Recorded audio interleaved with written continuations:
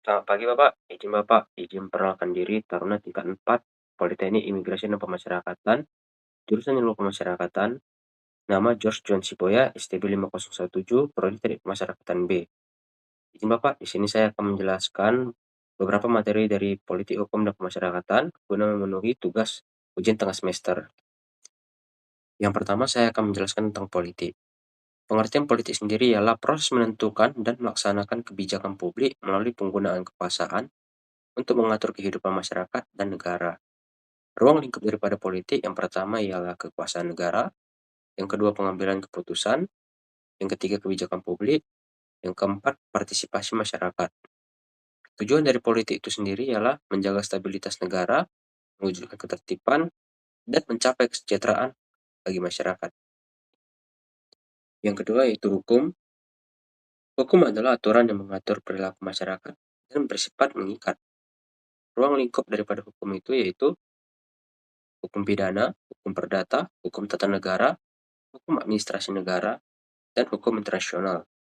Tujuan dari hukum ialah menciptakan keadilan, memberikan kepastian hukum, menjaga ketertiban masyarakat, dan melindungi hak asasi manusia. Yang ketiga, politik hukum. Pengertian dari politik hukum itu sendiri ialah kebijakan dasar negara dalam menentukan arah pembentukan, penerapan, dan perkembangan hukum.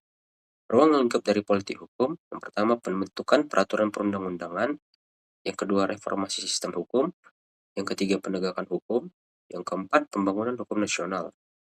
Tujuan dari politik hukum ialah mewujudkan sistem hukum nasional yang adil, menyesuaikan hukum dengan kebutuhan masyarakat, mendukung tujuan negara, dan menjamin perlindungan HAM.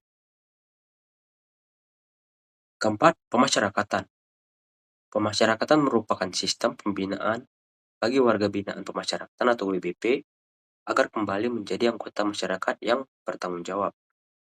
Ruang lingkup dari pemasyarakatan yang pertama pembinaan kepribadian, yang kedua pembinaan kemandirian, ketiga pembimbingan kemasyarakatan, yang keempat pengamanan dan pengawasan, yang kelima reintegrasi sosial. Tujuan dari pemasyarakatan sendiri ialah membentuk warga binaan pemasyarakatan menjadi manusia seutuhnya, mengurangi residivisme, dan menyiapkan reintegrasi sosial.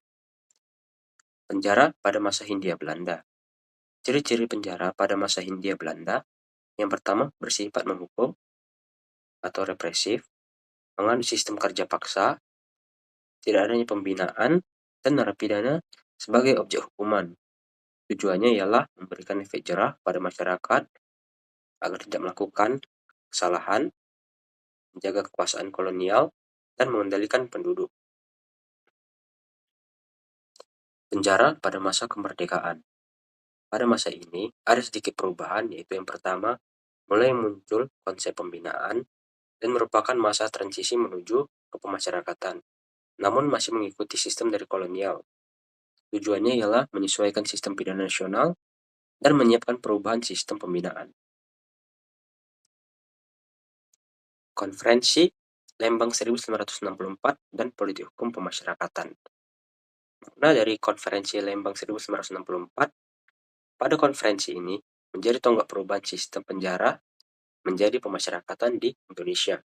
Tujuan dari periode ini ialah yang pertama, membentuk sistem pembinaan yang manusiawi, yang kedua, mengurangi residivisme, dan yang ketiga, menyesuaikan sistem pidana dengan nilai Pancasila. Politik hukum ketahanan pangan di pemasyarakatan dan contoh nyatanya. Politik hukum ketahanan pangan di pemasyarakatan adalah kebijakan pembinaan melalui kegiatan pertanian, peternakan, atau perikanan guna mendukung kemandirian warga binaan pemasyarakatan dan ketahanan pangan nasional.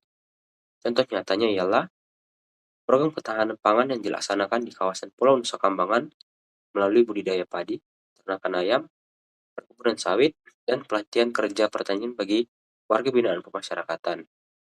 Hasilnya dapat digunakan untuk konsumsi internal lapas dan dapat dijual serta dapat menjadi pelatihan kemandirian bagi warga binaan pemasyarakatan itu sendiri. Sekian materi yang dapat saya sampaikan. Jika ada salah-salah kata atau kurang berkenan, mohon dimaafkan. Terima kasih.